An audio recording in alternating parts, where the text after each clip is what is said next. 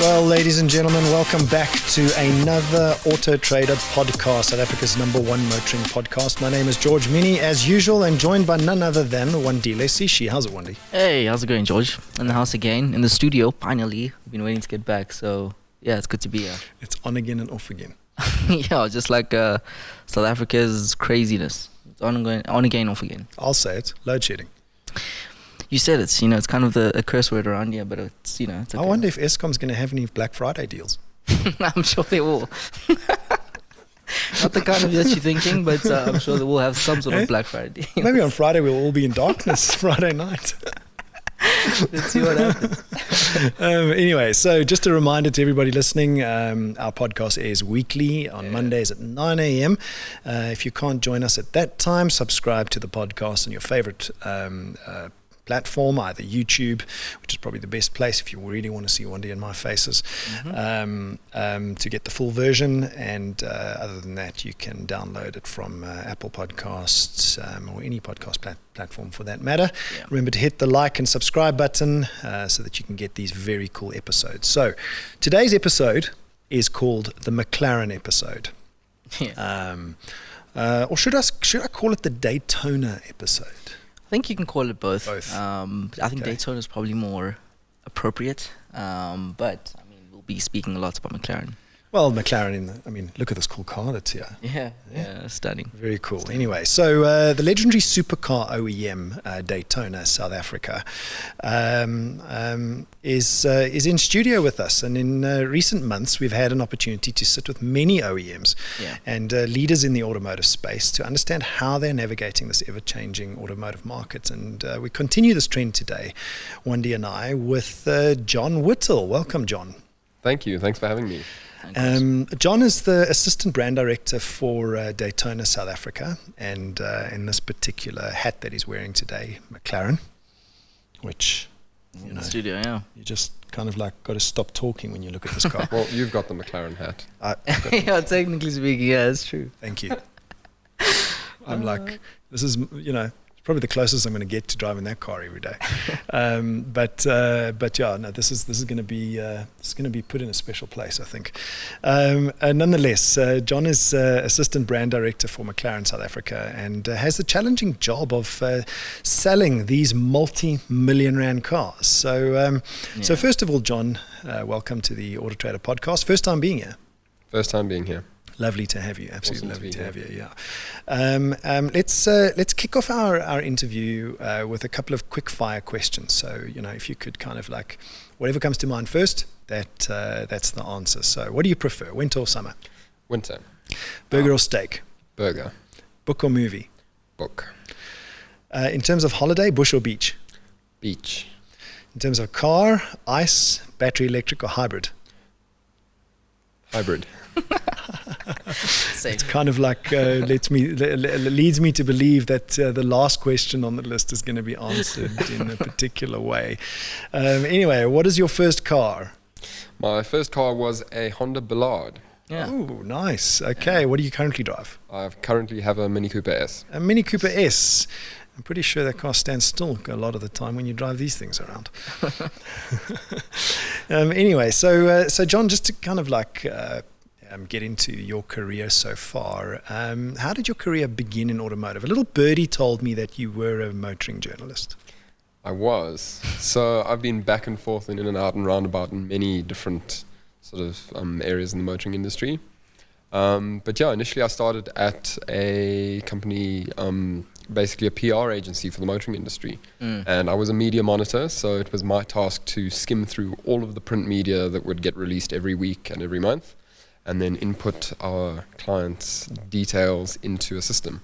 And they were then provided with reports based on that. So I started off as a media monitor. Oh, wow. But always in automotive, you never were like... Always in automotive. Okay, so first love has been cars, basically. First love. Yeah, so started off doing that, and then from that ventured into television, worked as a production assistant for a very well-known TV show, and from there started meeting motoring journalists, realized that's what I actually wanted to do, and just through the right people, knowing the right people, connections, I managed to work my way into a job as a writer. Started writing about cars, and on the back of that also started managing social media for car dealerships. And those 2 car dealerships happened to be owned by Daytona. So that was how I got to know the Daytona group. And fast forward a few years, landed up in sales at Daytona. Sales was not my gig. Really didn't enjoy it. So that was a very brief stint. And then went back to marketing for car dealerships and came back to Daytona managing some marketing stuff, and then left Daytona. And then earlier this year came back to the Daytona team, and I'm now back, not doing sales and doing a little bit of marketing here and there. Okay. So when we said your job is to sell these multi-million rand cars, it's probably a little bit wider than that. Yeah. Everything's for sale, and we all sell. So exactly. My cap's not for sale. Sorry. Tell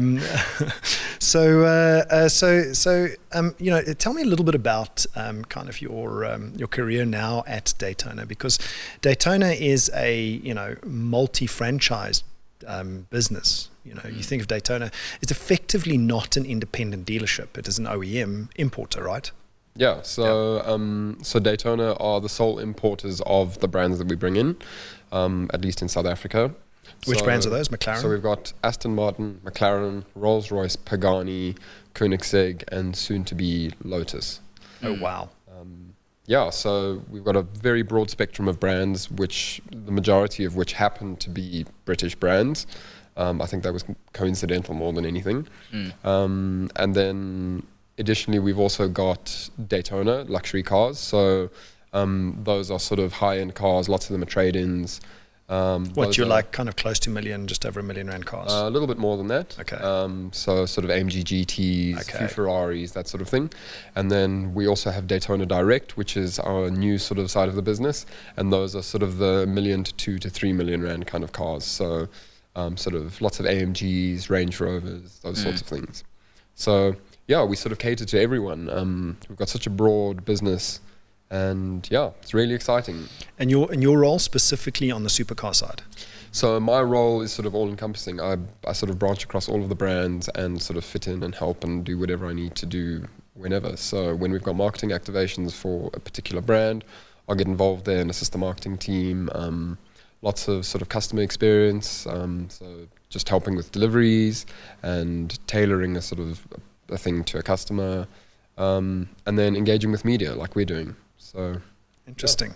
Well, we're gonna get into some of those details in a second, but let's talk specifically about McLaren for a second, if you don't mind, and its success in South Africa. So now, the South African region is considered one of the most successful region in Africa, and maybe even becoming most successful globally, with a car park of about 100 of these vehicles at the moment. Take us through why you believe South Africa has taken to these, particularly McLaren and the supercar brands. Cool. So McLaren's an interesting one because it's not a brand that has as rich a history as Ferrari, for example. Yeah. But what I always love sort of explaining to people about McLaren is that, of course, there was the McLaren F1 and Gordon Murray, South African. That was an amazing story, and that was born out of Formula One. Then there was a bit of a hiatus, and there was the SLR McLaren, which was a bit of a partnership with Mercedes, but that happened. And then fast forward to 2011. Wasn't that in the time of McLaren Mercedes, the F1 team? It was. Yes. Gordon Murray was brought in to consult on that project, and they gave him a Mercedes template, and they said, right, please make a McLaren within this Mercedes template. Oh, okay. Is that the SLR McLaren? That's the SLR McLaren. Okay. So he has openly said that he wasn't too keen on that car, but that's a different story for a different day. Which year model was that? That was 2002. Yeah, it's pretty old. No, you know what? You got the I think it was a 1998, 2002, 2010, and 2018 SLRs. And I still think the 2002 was the best of the lot. Which Definitely. was the McLaren. Yeah. I agree with that 100%. It's one of the most iconic cars ever. And I'm a motorsport fan through and through. And Mercedes and McLaren have always been my first loves. And No, don't lie. Lewis Hamilton is. Is at the center of exactly that. So yeah, I mean, So if Hamilton goes to McLaren? I mean, he was there at one point. So, you know, he's been there, done that, won the championship with them. Oh, my word. Yeah. Here we go. Don't So we mind him. continue. Don't mind him. Yeah, Like if he wins this year, it's gonna be. You're never going to hear the end of it, honestly. You're never, ever going to hear the end of it. Sorry, John. Carry on. Yeah, so to answer your question, I think what was so cool about McLaren is that essentially in 2011, while they had some sort of pedigree and heritage and everything, they started with a completely clean slate aside from a brand name. And off the bat with MP412C, we made a car that was on a level with something like a Ferrari 458 and was faster than a 458, more comfortable than a 458, a little bit more clinical, but as a product, it was incredible. And that sort of set the tone for what was to come from McLaren. And from that, we've just gone from strength to strength to strength. And yeah, I think what's really cool about McLaren as a brand is that they do offer something completely different to something like a Ferrari. Ferrari's got a very luxurious lifestyle kind of edge to it, whereas McLaren is very much focused on racing and the driver experience and what the car feels like for the driver. So yeah, it's got a different appeal. You know, the English are quite different to the Italians as people. Yeah, So, but I there you mean, go. the GT compared to, for instance, the 720S, completely different machine. I mean, when I went inside of this, it looks completely different to the 720. Yeah, It's so a lot more comfortable. It's a lot more for a different kind of consumer. Yeah, so that was kind of the goal with the GT, was to make a car that could be used every day as a daily, even though every McLaren can be used as a daily. I always say to people when they say, you know, what's your favorite thing about a McLaren? My favorite thing about a McLaren is how comfortable they are, all of them. Is that an unknown fact that they are comfortable? I think a lot of it has to do with perception. So someone will look at a McLaren and think, oh, it's a supercar. Well, it is a supercar, but not all supercars have to be uncomfortable. Well, that's my recollection of the supercar 5-10 years ago. Is true. You know, what was that Ferrari that had kind of like a wire to open the door? All of them.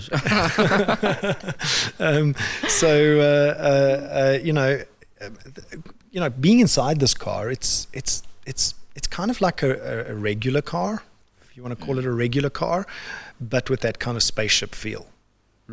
So I agree with you. I think what McLaren did was originally with MP412C already they had a car that had incredible suspension tech. So it had fully hydraulic suspension, which meant that it would just float over everything. I don't know if you ever saw the Jeremy Clarkson review on Top Gear, and he spoke about how incredibly comfortable the car was and how it just floated over everything. He said it was more comfortable than a Phantom. It's not, but almost.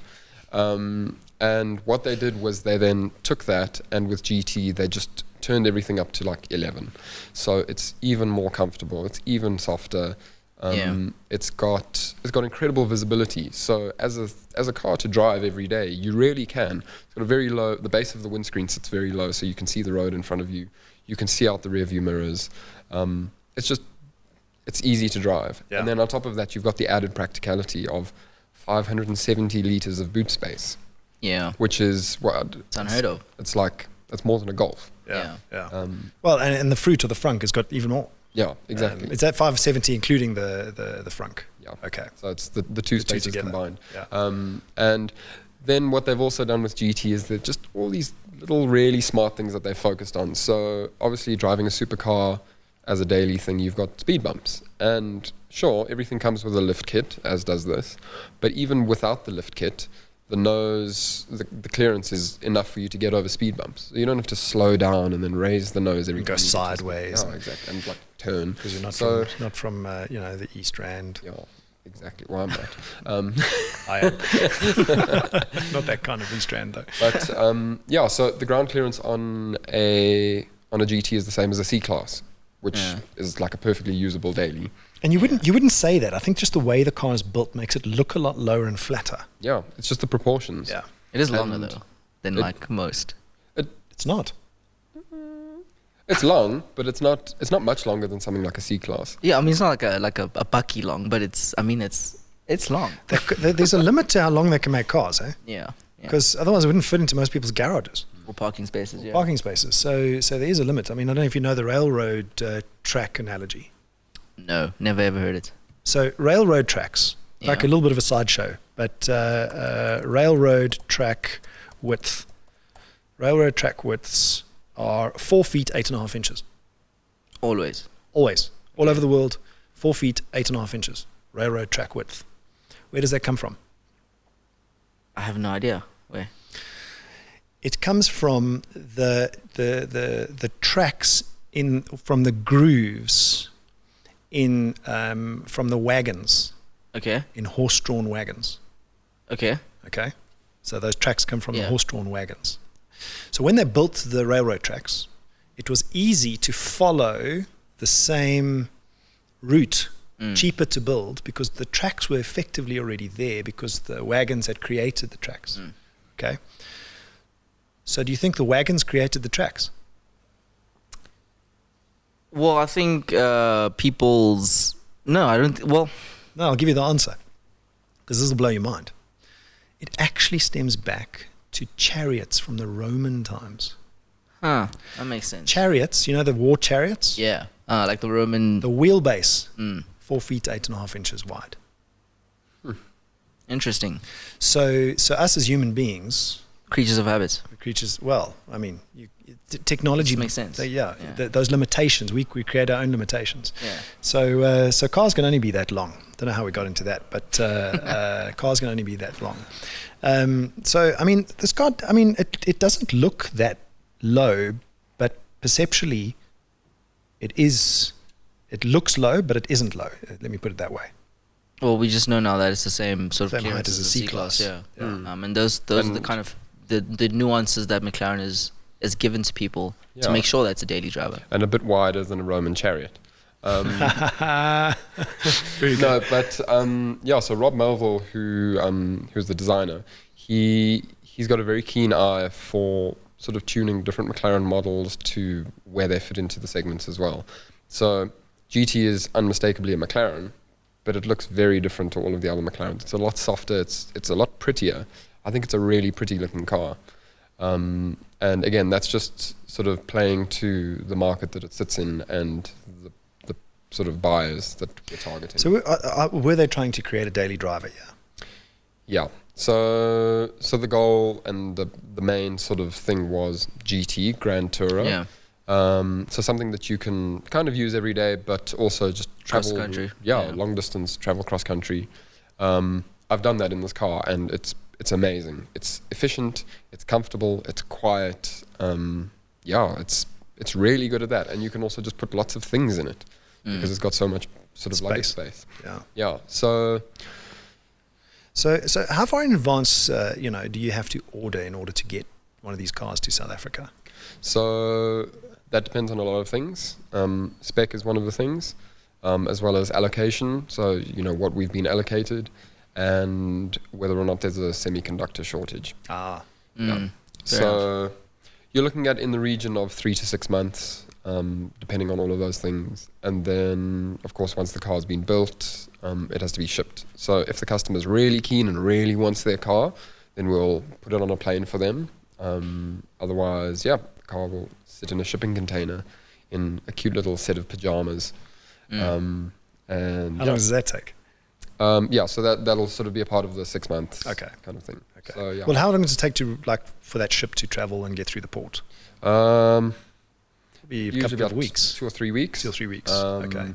Yeah, and then it may or may not sit in Durban at the port for another 2 weeks. It depends. Yeah. Depends on how quick the clearing agent is. Yeah. And Okay. So what are some of the benefits or challenges when it comes to importing? And more specifically, people can import cars themselves. I mean, I can go and approach a manufacturer in the UK and say to them, I want a McLaren. Please, can I import it? First of all, is it cheaper to do it? Can I get the car cheaper? Number one. And number two, are there any drawbacks to doing it?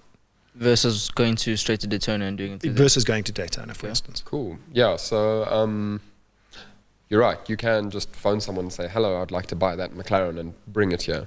I always say whatever it's going to cost you there, times it by 2, and then you may or may not get a bit of change from that. Because it's expensive. Importing cars is expensive. We have expensive duties in this country. Getting the car here is expensive.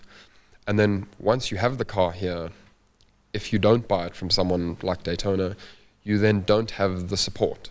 So one of the big benefits is that we carry warranties and the service plans and everything. So if you come and buy a car from us, not only do we cover the import duties and the fees and everything that's worked into the price of the car, but then you've also got a service plan and a warranty added onto that afterwards. And that makes a big difference because, I mean, these cars are not cheap to service and fix. No car is cheap to service and fix out of warranty. And of course, if you do bring your McLaren to us that we've never seen before, we'll fix it, but we'll charge you for it because... Well, it's not going to be under the service plan, right? Well, exactly that. Because that service plan resides in another country. Yeah, so essentially in our books, it comes in as a used car without a warranty. Okay. So like you say, that service plan and that warranty, they sit in another country. And they aren't a part of... So you actually lose that value as a result of importing the car yourself. Yeah, you do definitely. Yeah. And I suppose, if we have to talk to cost, I'm just really thinking off the top of my head, but I would imagine that because of import credits that OEMs in South Africa, importing OEMs in South Africa benefit from, the car actually gets to the consumer in South Africa cheaper through a local imported OEM than it does if you import that car directly, because you won't get that import credit. Yeah, that is true. So look, I this is purely speculation, but you look at cars within the VW group. Obviously, we manufacture VWs here. Yes. So within Volkswagen Group, you've obviously got Porsche and Lamborghini and Bentley. Yeah.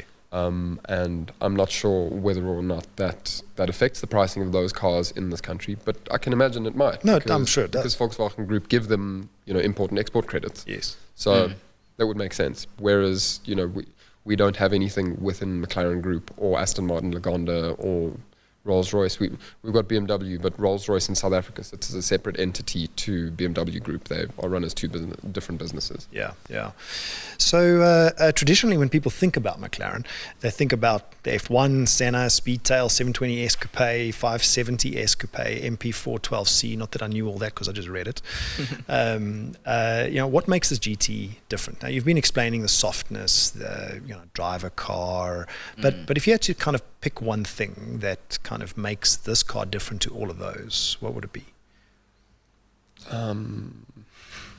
Well, fuel consumption. Fuel consumption, definitely. No, it's the focus. The focus is on grand touring and being comfortable and being practical.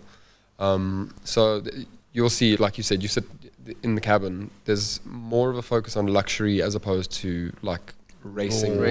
Yeah. And it's the difference between racing and luxury. It doesn't have to be a question of quality. In a 720S, the quality is still impeccable. But there's a lot more Alcantara, and it's a very different environment to what you find there, where there's lots of leather and metal. You can spec a 720S to have lots of leather and stuff if you would like to, but it'll be quite different to that. And in the same breath, you can also put some Alcantara and racy stuff in your GT.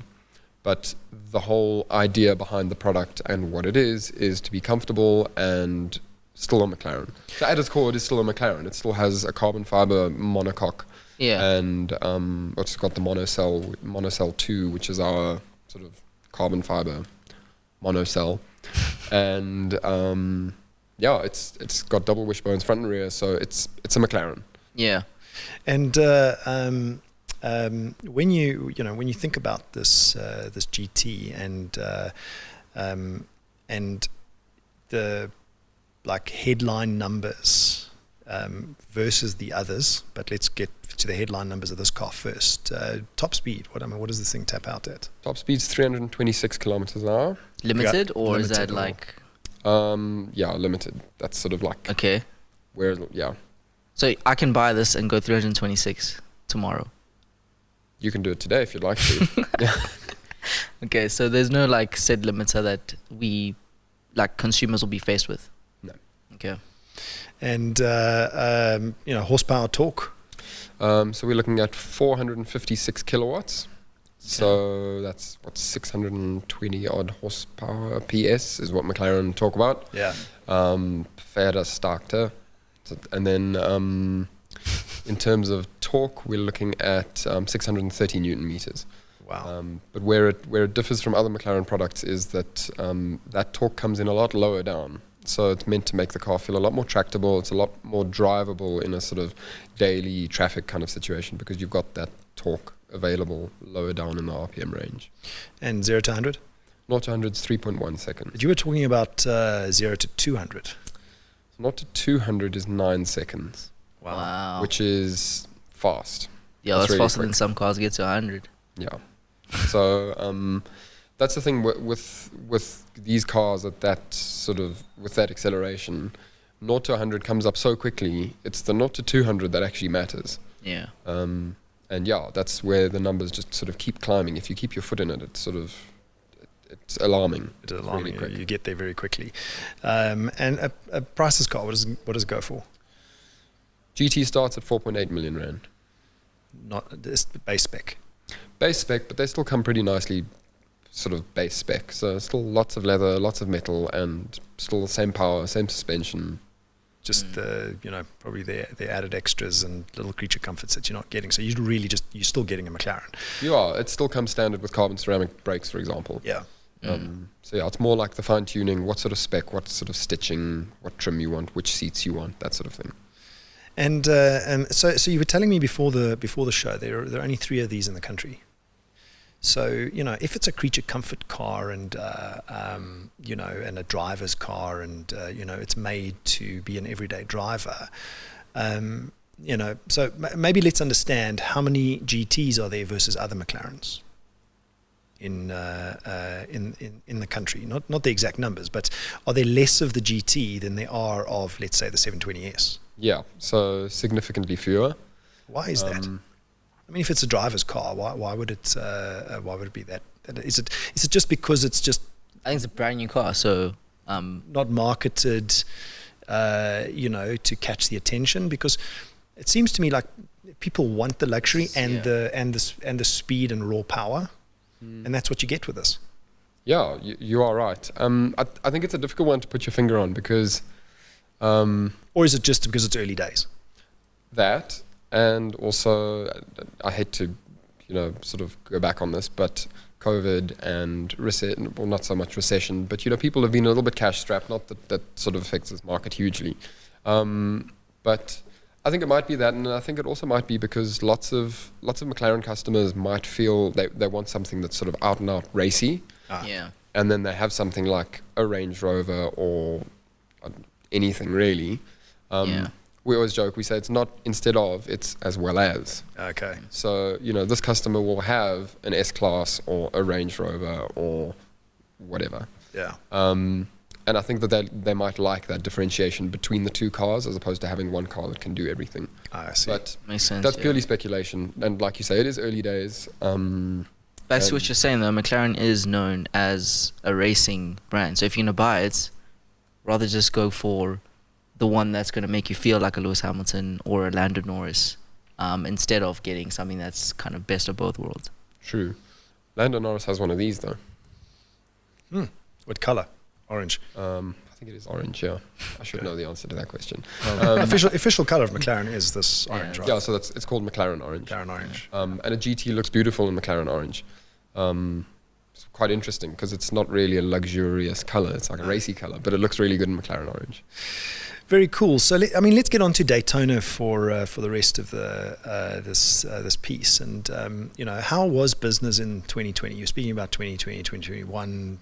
New car to the market, chip shortage. All those factors could play into why there are 3 of them in the country. So if you really want to drive something that no one else has got, get a McLaren GT. Yeah. How's business been for Daytona in the last 2 years? I mean, yes, COVID-19, but that's not been the only thing that we can hang our hat on. There's a lot of other things, like load shedding. How's business been for Daytona in the last 2 years? Yeah, so we've definitely felt it, but it hasn't been awful. So the door stayed open, and we still managed to secure another brand. So Lotus is on its way, like I mentioned earlier. So things have definitely been going probably better than expected. Because in the main, I mean, used car for the last 2 years has flown. Chip shortages, a fall in new car sales as a result, new car prices increasing. It's just kind of turned consumers to the used car. Yeah. Has the same thing happened in this segment? I don't think so. I think that people are still keen. GT's a new car, so there aren't lots of used GTs flying around. So if someone wants a GT, they're going to go and buy a GT. But yeah, one of the things we have noticed is because there are fewer new cars coming in, we don't see as many used cars coming in, because obviously when people buy new cars, they then trade in the cars that they have. Yeah. So that's been an interesting one to observe. But yeah, business over the last year and a bit it's been growing again, and we've been doing pretty well. And yeah, it sort of varies per brand as well. So we've had a pretty good spell recently with Rolls-Royce. Rolls-Royce has been doing quite well. But at the end of the year, we've got McLaren Artura coming, and next year we know that Artura is going to be doing well. That's so the hybrid. The new hybrid. That's the hybrid. So keen to get into that question, but talking about Daytona's future, what are the plans globally, specifically for McLaren, and then but more specifically for Daytona? You said you've got the supercar kind of part of the business, and then you've got the luxury part of the business, which is almost your everyday 1-2 million rand cars. Are there future plans, or is it just business as usual besides Lotus? So obviously we hope to grow and grow and grow, and as the brands are changing, I think interesting things are going to happen within the different brand silos. So obviously McLaren we've got hybrids coming with McLaren. Aston Martin, we've got DBX, which is our SUV that's brand new. So that's an interesting new segment that Aston Martin's playing in now. And Rolls-Royce is sort of business as usual. Ghost Black Badge is on its way. And then Lotus have got their sort of new era of Lotus that's coming, with Emira being the last internal combustion Lotus to be made.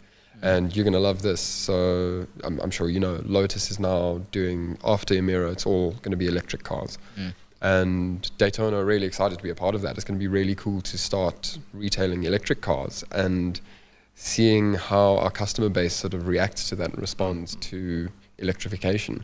So talking about the hybrid McLaren, is it almost a copy paste of the F1 sort of configuration, or is it totally different? So it's very different. Artura, so it's technically our second plug-in hybrid, because P1 was sort of the first plug-in hybrid. But as a product, it's a completely new product. So it's built on new architecture. It's a new platform. It's got a brand new engine. It's the first production 120-degree twin turbocharged V6. So the reason it has to be 120 degrees is to put the turbos within the V. Okay. So that hot V that we see in V8s all the time, we're now getting it in a V6. And then on top of that, you've got a 70 kilowatt electric motor. So Artura is going to be quick. It's going to be quicker than a GT, for example. But you can go for 30 kilometers on pure electric. That's more of a GT sort of setup as well with Artura, or is it going to be more of a race car focused? I mean, 70 kilowatt electric motor, Wandile, 70 kilowatt electric motor, including a V6 twin turbocharged engine. I mean, that's lots of power. My I-Pace is a 90 kilowatt that's what I'm thinking. full electric, and I mean, does 0 to 100 in 4.5 seconds, which is quick for a sedan, and it's a small SUV, pure electric. I mean, compared to this 3.1 seconds, I can only imagine what 70 kilowatts plus a V6 twin turbo is going to do. Yeah, so the V6 motor alone has 584 newton meters. Man. And then on top of that, you've got 225 newton meters from the electric motor. Wow. So 0 to 100, 2.9 seconds. And it's going to top out over 300 k's an hour. So now you're getting into Tesla plaid territory. Almost. And I think that's where the interesting thing is going to become. As we lose the excitement of internal combustion and the noise and the whooshes and turbos and all of that, we are it's sort of going to be replaced by insane speed and ridiculous acceleration. The thing that I always laugh at in electric cars is when you plant your foot in, the only thing you can really hear is your belongings being flown around the interior, and that's it. But they're just so fast. Well, I mean, I told you this morning I almost crashed my Jag. Somebody almost drove into the side of me, so I had to put my foot down to get past him. And my keys are in the center console. You know, it's got this little thing in the center console. As I put my foot down, the keys flew out of the center console. And I had to pick it up somewhere in the middle, you know, when I got here. So that insane kind of initial torque is, you know, is now going to come to the McLaren. It is. So yeah, numbers are 500 kilowatts, and a lot of torque. Yeah, almost 800 Newton meters. Wow. Jeez. Insane. Talking about used car, though, how important is the used car market to Daytona?